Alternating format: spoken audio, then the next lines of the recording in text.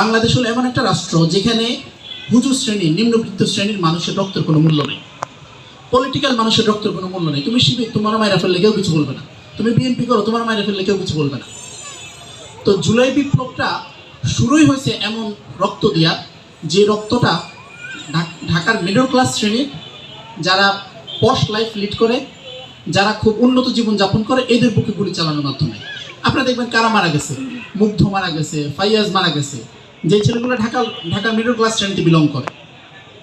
তো ধরেন হেফাজতের শত শত নেতা কর্মী মারা গেলেও হাসিনার গদির কিছু হয় না, কিন্তু ঢাকা শহরের একটা মিডল ক্লাস শ্রেণীর বুকে যখন হাসিনা গুলি চালায়, তখন আমরা প্রকৃত অর্থে বুঝতে পারি যে হাসিনা আসলেই থাকবে না। তো প্রশ্নটা দাঁড়ায় যে এইটা আসলে কত বেশি লেন্দি হবে, কত বেশি রক্ত সে নেবে। তো 18 জুলাই উত্তরায় তো ব্যাপক মেসাকার হয়। প্রাইভেট ইউনিভার্সিটির ম্যাক্সিমামগুলো উত্তরা কেন্দ্রিক, আপনারা জানেন। উত্তরায় প্রাইভেটের ব্যাপক স্টুডেন্ট শহীদ হয়। রামপুরায় ব্র্যাকের সামনে সাদিক আল রহমান বলছে, সেখানে ঢাকা মহানগর উত্তরের বনশ্রী, রামপুরা, বাড্ডা